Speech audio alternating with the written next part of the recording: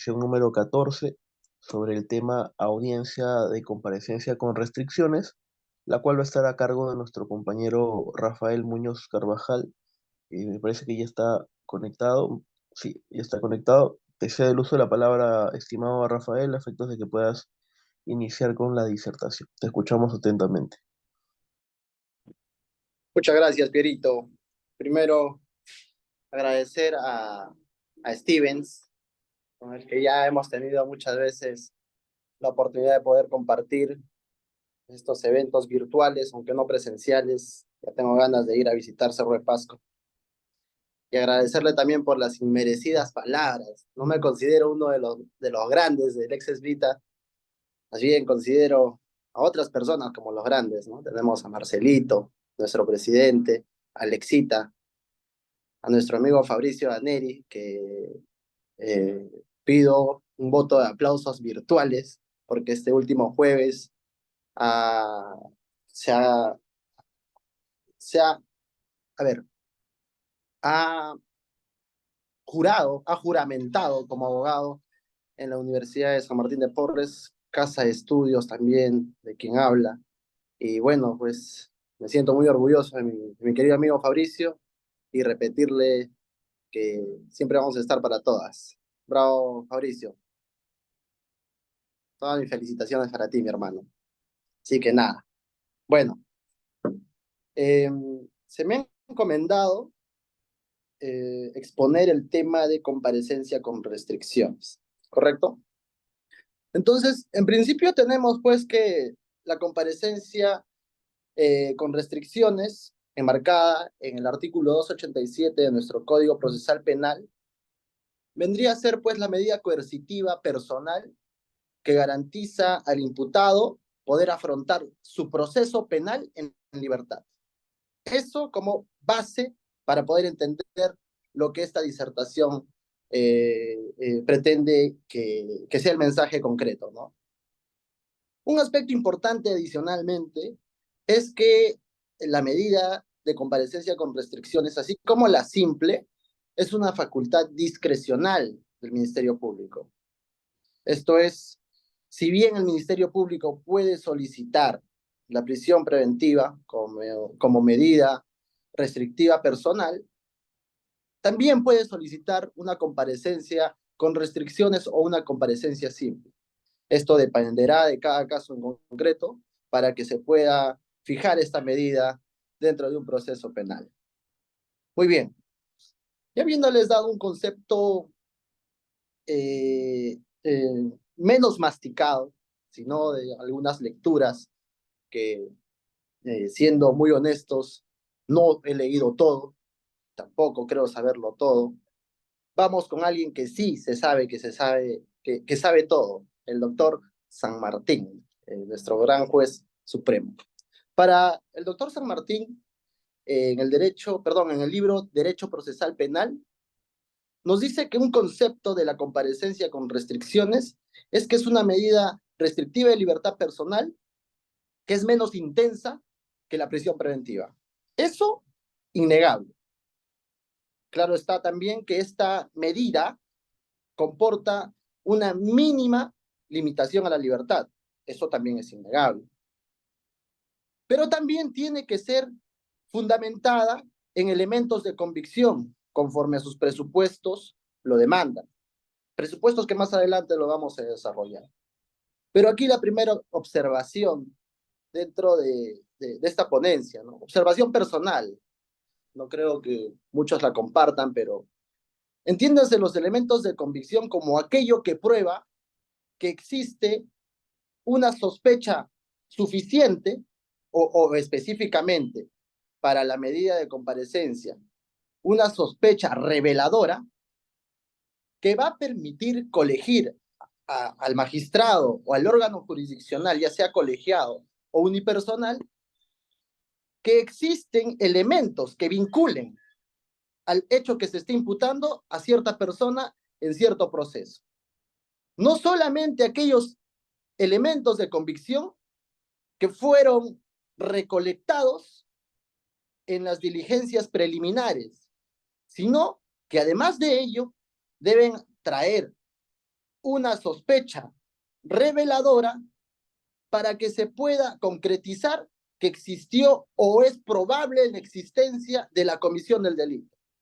O sea, nosotros en diligencias preliminares no podríamos estar hablando de la imposición de una comparecencia con restricciones, sino, como la jurisprudencia ya lo ha establecido, con una sospecha reveladora posterior a una formalización, o en la formalización nosotros podríamos estar solicitando, en calidad de fiscales, la comparecencia con restricciones a cada sujeto en un caso en concreto.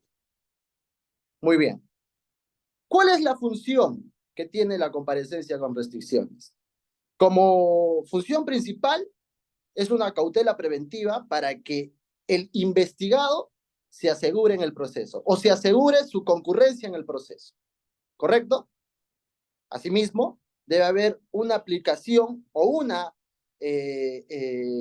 aplicación que va a permitir prevenir la futura materialización de otros delitos o que se presenten otros peligros procesales, llámese peligro de fuga, peligro de obstaculización. ¿Correcto? Ahora bien, si nosotros estamos en una situación donde estos posibles peligros no concurran y no tienen mayor repercusión dentro del proceso que se está ventilando en cierto caso, entonces nosotros, como fiscales, podremos requerir una comparecencia con restricciones. Eso como regla, que se respete, bueno, queda a discreción de cada persona, a discreción de cada fiscal. Esas son las dos funciones que cumplen la comparecencia con restricciones. Ahora bien, la finalidad que tiene la comparecencia con restricciones es garantizar la efectividad de la sentencia que se dicta en procesos, o tal vez que si existen peligro procesal, se puede evitar ciertas circunstancias para que no se concreticen. Para esto, el juez o el órgano jurisdiccional va a dictar algunas restricciones que se encuentran comprendidas en el artículo 288 de nuestra norma procesal penal. Antes de pasar a estas restricciones, tengo que detallar algunos aspectos relevantes. Conforme la casación 578-2020, Callao, de la Corte Suprema de Justicia de la República, el momento exacto donde se debe imponer una comparecencia de restricciones, según nuestro fundamento jurídico número 10, es cuando se encuentra un peligro de fuga o de obstaculización o de averiguación de la verdad pueda ser razonablemente evitado. Cuando razonablemente se puede evitar esta averiguación de la verdad o razonablemente se pueda colegir que existe un peligro de fuga, como primer límite que vamos a poner al procesado, al investigado, es una comparecencia con restricciones. Correcto. Eso nos responde a cuándo imponer. ¿Cómo se constituye una comparecencia con restricciones?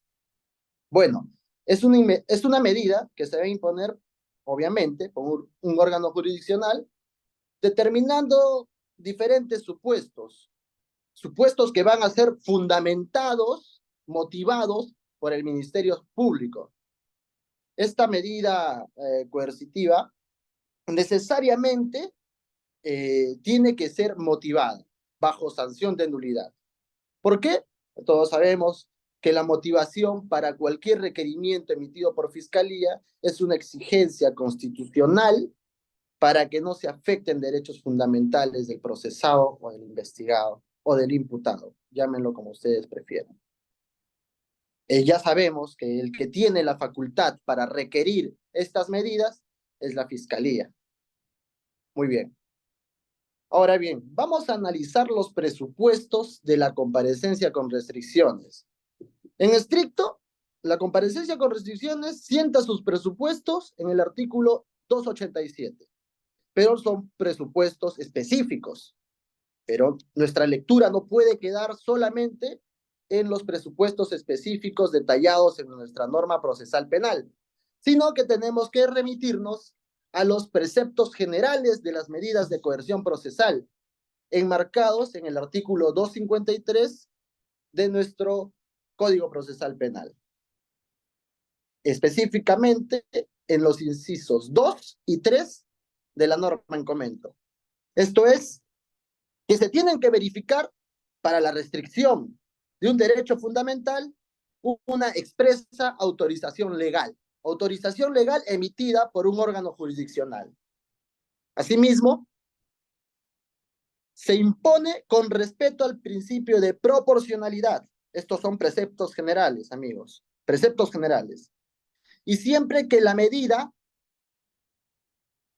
tenga una exigencia necesaria, la necesidad de la medida a imponerse, y existan suficientes elementos de convicción. Nótese la triple exigencia que nos pide el artículo 253, inciso segundo. Proporcionalidad, necesidad y graves y fundados elementos de convicción. Eso como precepto general. Ahora bien, como segundo precepto general, está enmarcado en el artículo 253, inciso tercero, nos habla que cualquiera de las medidas de coerción procesal, en este caso, la medida de comparecencia con restricciones,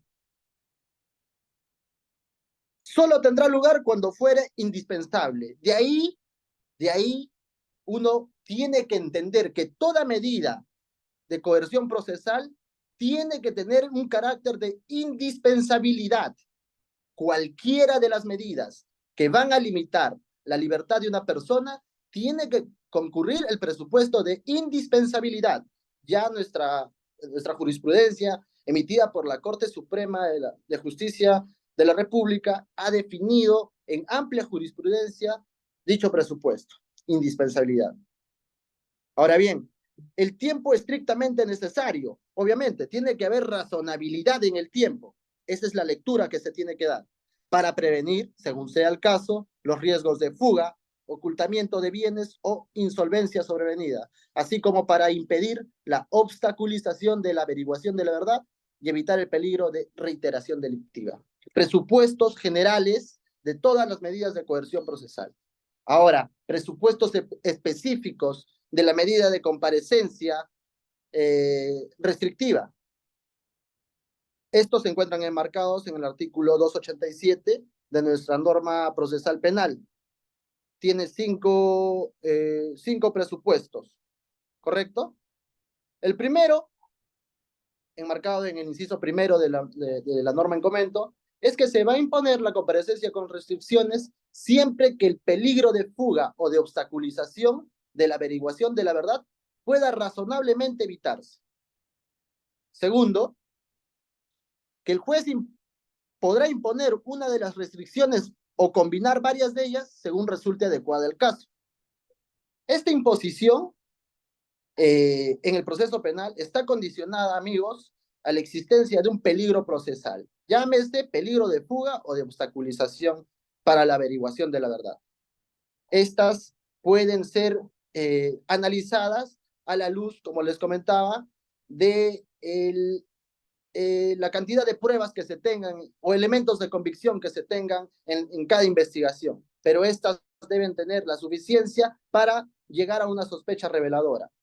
Esto ya se ha delimitado tanto en la casación 2253-2021 emitida por la Corte Suprema de Perú, así como en el expediente 32-2019 emitida por la Sala Penal Nacional, donde nos habla que tanto para la comparecencia con restricciones como para la prisión preventiva se requiere la sospecha reveladora como presupuesto específico para la imposición de dicha medida. Entonces, ¿qué restricciones tenemos en aplicación de la comparecencia con restricciones? Estas ya están enmarcadas en el artículo 288 y alguna de ellas trae a colación diferentes problemas que en el decurso voy a estar explicando también, o los voy a hacer notar. Una de las primeras reglas que el juez puede imponer es la obligación de someterse al cuidado y vigilancia de una persona o institución determinada, quien informará periódicamente en los plazos designados. Aquí hay un grave problema. No se ha visto o no se ve mucho, porque sí hay autoridades de alta investidura a quienes sí se les designa una vigilancia, a quienes sí se les requiere que se emitan un informe mensual para que informen, valga la redundancia, sus actividades, sobre sus viajes, sobre salidas y demás, para que la autoridad o el órgano fiscal tenga conocimiento y así el órgano jurisdiccional tengan conocimiento sobre cuáles fueron sus actividades en el marco de un cierto plazo. Puede ser un mes o el plazo que lo designe cada órgano jurisdiccional. Pero el problema es que no es una restricción aplicable a todos los casos, ya sea por presupuesto del Estado o porque los jueces no lo aplican conforme a la norma expresamente lo determina. Como segunda restricción que puede evaluar el juez y que también puede imponer el juez está la obligación de no ausentarse de la localidad en que reside.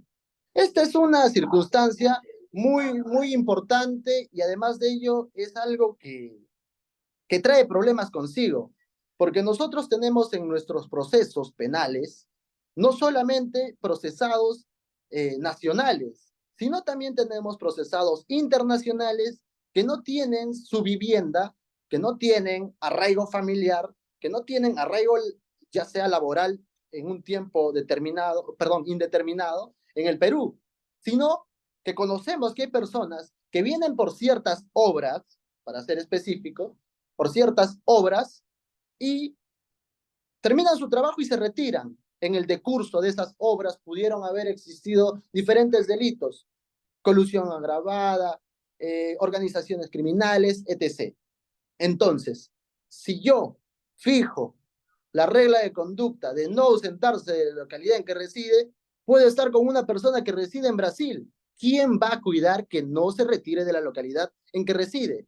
Es un tema que no lo han previsto o que en buena cuenta, a fiel conocimiento del órgano jurisdiccional, simplemente se impone por imponer.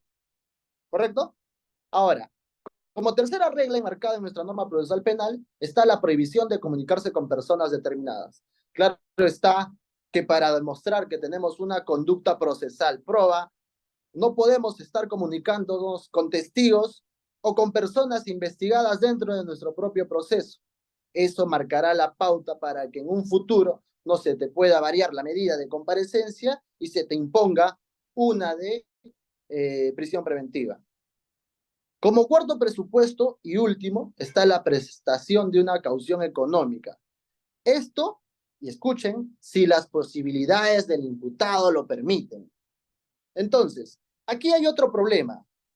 La determinación de la caución tiene presupuestos en sí mismos que están a discrecionalidad del juez.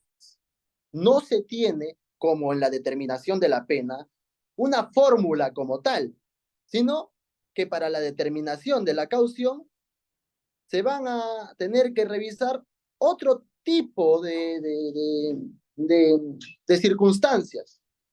Por ejemplo, el expediente 2-2018 de la Sala Penal Nacional nos dice que la caución se determinará considerando la naturaleza del delito, la condición económica, personalidad del investigado, antecedentes del investigado y el modo de cometer el delito y la gravedad del daño, claro está, ¿no? Pero eso no son presupuestos o no son circunstancias netamente subjetivas.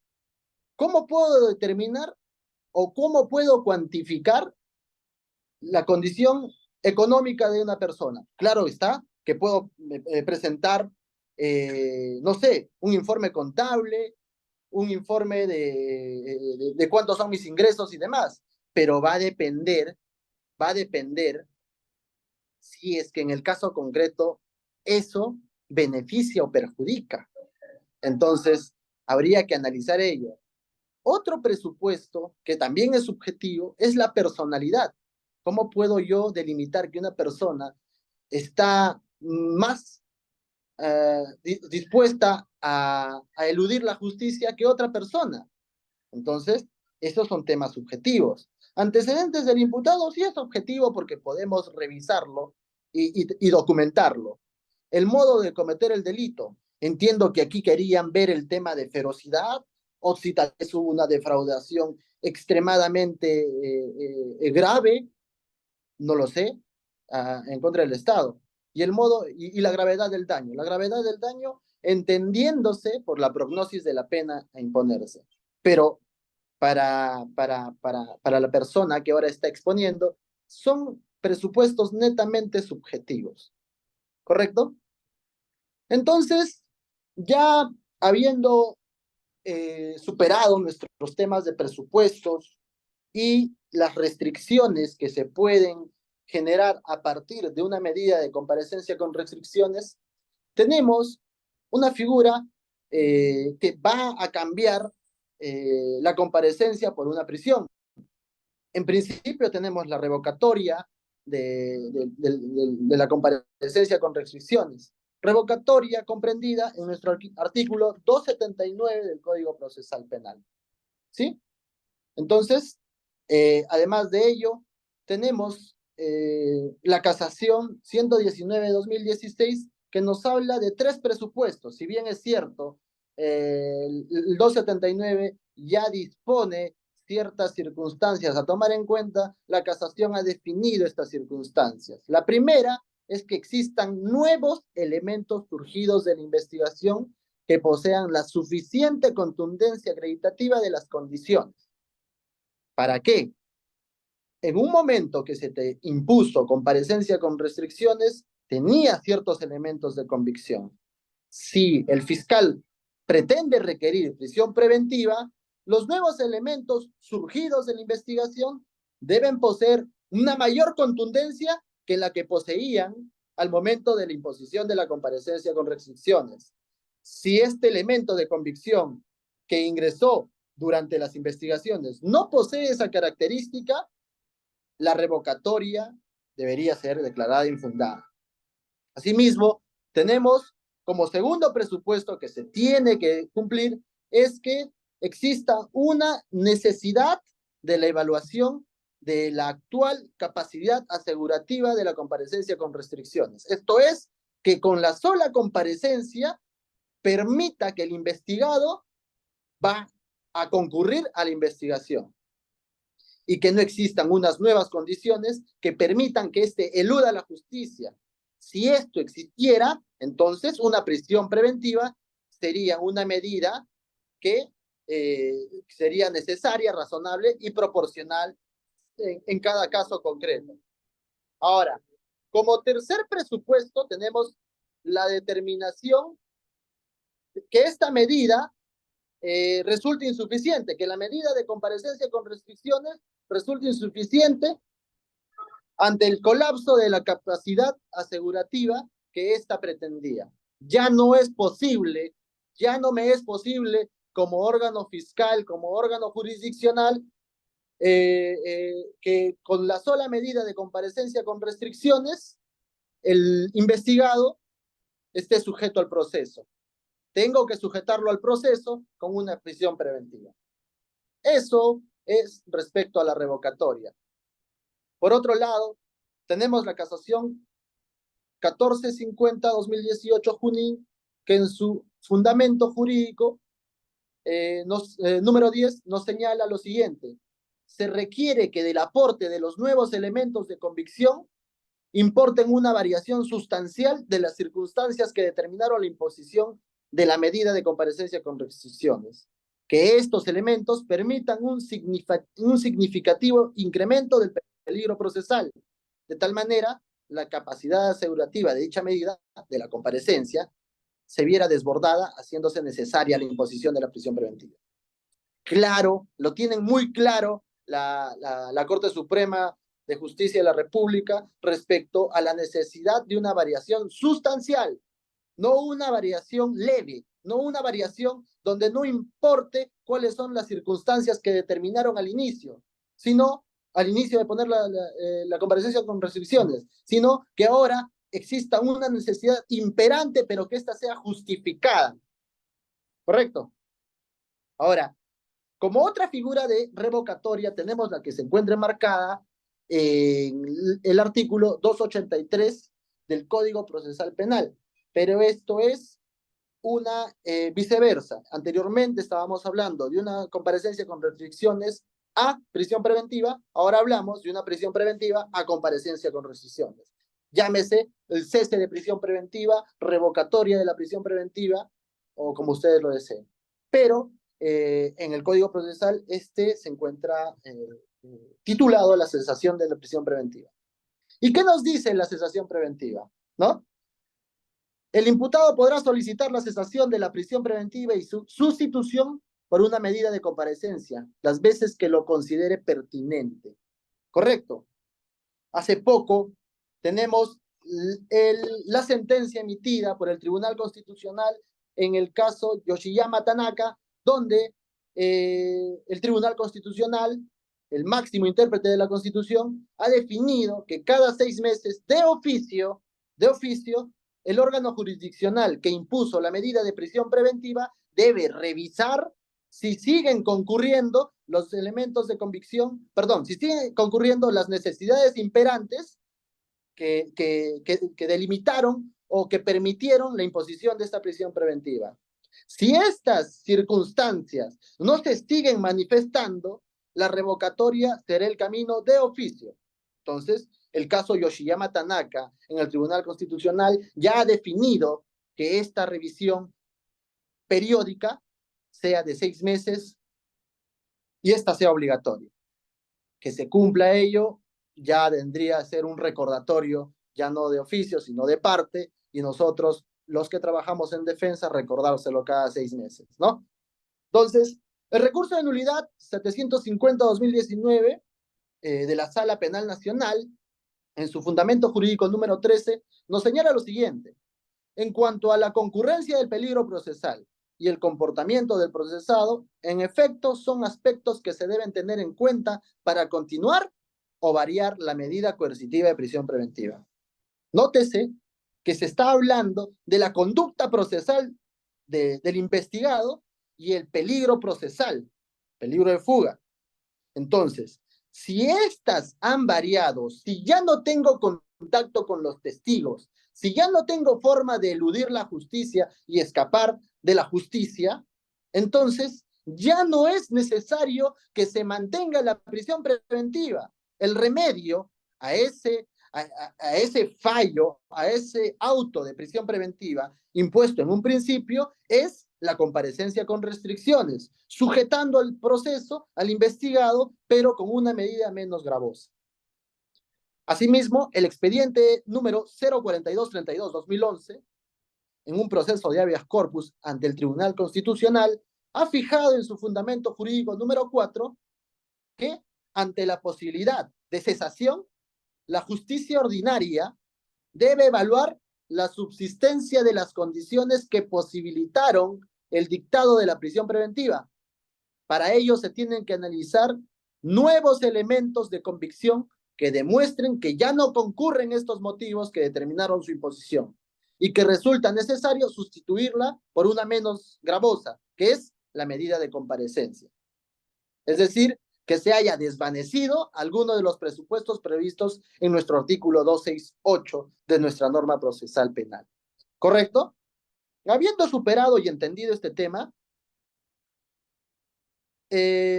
como otras medidas de impedimento, o perdón, como otras medidas restrictivas de libertad que también pueden ser parte de una comparecencia, se encuentra el impedimento de salida del país, que puede ser dictado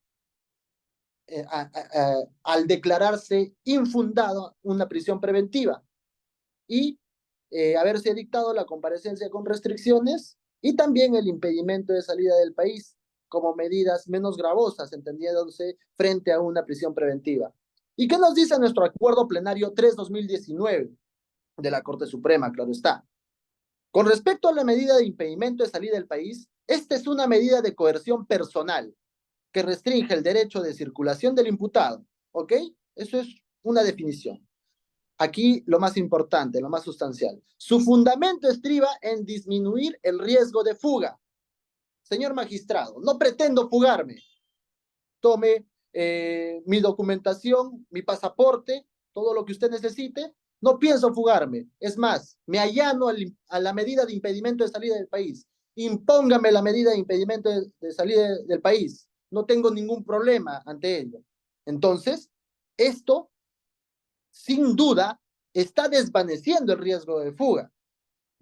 A donde tiene que acudir el órgano jurisdiccional, como ya está viendo la conducta procesal que se está allanando el imputado por intermedio de la defensa, entonces a lo que tiene que acudir, por sentido común, obvio está, es a una medida de impedimento de salida del país. Asimismo, el Tribunal Constitucional ha señalado que el impedimento de salida del país puede ser considerado una medida restrictiva, no autónoma, sino derivada del mandato de comparecencia restrictiva. A ello era lo que iniciaba diciendo que si ya no tienes una prisión preventiva declarada fundada y esta ha sido infundada, declarada infundada, entonces, accesoriamente a la comparecencia con restricciones, la medida de impedimento de salida del país es la vía donde tiene que acudir el órgano jurisdiccional. Asimismo, el acuerdo plenario 3/2019 nos ha detallado la finalidad del impedimento de salida del país. Esta medida de coerción cautelar personal está dirigida a garantizar el cumplimiento efectivo de la sentencia y asegurar los fines legítimos del proceso. Con tal fin, su imposición importa la limitación de la libertad de tránsito prevista en el artículo 2, ordinal 11 de nuestra Constitución Política del Perú. Muy bien, esta medida de impedimento de salida del país posee propia autonomía, claro está. Esto también ha sido definido y amparado en amplia jurisprudencia de la Corte Suprema de Justicia de la República. Por ejemplo, la casación número 78/2021, en su fundamento jurídico octavo, nos dice que la medida de coerción de impedimento de salida restringe la libertad de tránsito, tiene su propia autonomía y regulación jurídica, específica en los artículos 295, 296 de nuestra norma procesal penal. Esta se impone cuando durante la investigación de un delito sancionado con pena privativa de libertad mayor de 3 años resulte indispensable, recuerden, indispensable, hagamos recuerdo a nuestros preceptos generales de las medidas de coerción procesal, la medida de, el presupuesto de indispensabilidad, cuando ésta sea indispensable para la indagación de la verdad. La indispensabilidad en todas las medidas a imponerse en un proceso es un presupuesto que tiene que ser probado en palabras del profesor del Río Labarte y además analizado sustancialmente. No podemos saltar el presupuesto de indispensabilidad. Asimismo, la finalidad cautelar y asegurativa del impedimento de salida del país ha sido materia de análisis por esta misma casación. ¿Y qué nos dice? Que tiene una doble finalidad, una de carácter cautelar y otro asegurativo. De un lado, dificulta la materialización del peligro de fuga, obvio está, y por otro, asegura la obtención de un determinado elemento de convicción que únicamente puede ser incorporado al proceso a través del testigo. Correcto. Entonces, la medida de comparecencia con restricciones en el ordenamiento jurídico peruano no es que haya sido totalmente trabajada, sino como toda institución jurídica tiene sus falencias, como también sus cosas positivas. Pero una de las falencias que últimamente está siendo materia de análisis es, amigos, el tema atemporal, el tema temporal que no se ha definido, no se define un tiempo concreto en el que vas a estar con la medida de comparecencia con restricciones. ¿Por qué? Porque tenemos casos, y ustedes no me dejarán mentir, que desde el 2014, desde el 2013 hasta la fecha de hoy, continúan en comparecencia con restricciones. Claro está que cada defensa debe analizar si es que puede solicitar la variación de esa medida conforme a las nuevas circunstancias que fluyan dentro de cada proceso. Entonces, si bien es cierto, esta debe ser a solicitud de parte, también debe ser analizada de oficio, ¿no? Por cada órgano jurisdiccional representado por cada juez de garantías en nuestro ordenamiento peruano. Así que esto es todo, amigos. Espero que haya sido claro, concreto. Y si desean cualquiera de las jurisprudencias que he mencionado, y espero que hayan tomado nota, en todo caso, nada, me escriben y ahí estamos. Muchas gracias, Perito. Gracias, amigos. Muy bien, Rafa, muchas gracias por la exposición, muy interesante, bastante clara también. Antes de concluir, bueno, vamos a ver si es que hay alguna pregunta por parte de los compañeros. Ya saben, pueden realizarlo por el chat o pueden realizarlo levantando la mano para oralizar su pregunta. Vamos a dar unos segundos.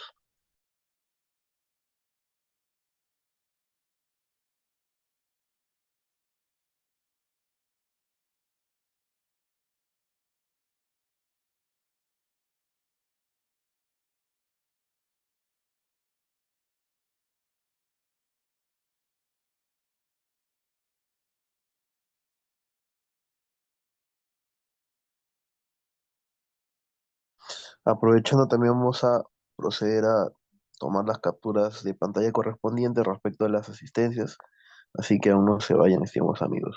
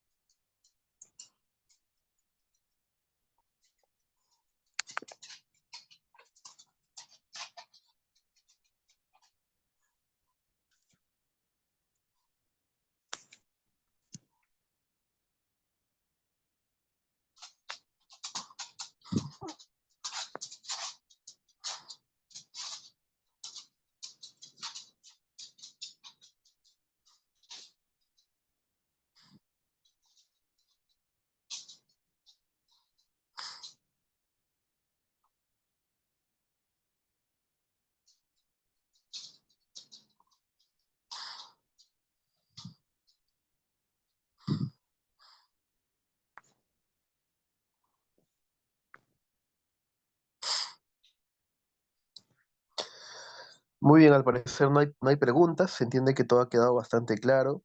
En ese sentido, agradecerle nuevamente a nuestro compañero Rafael por la excelente disertación que nos ha podido compartir en esta oportunidad, de manera tal que en nombre del Círculo de Estudios de Litigación Penal Ex Vita, hacemos extensivos nuestros agradecimientos y felicitaciones.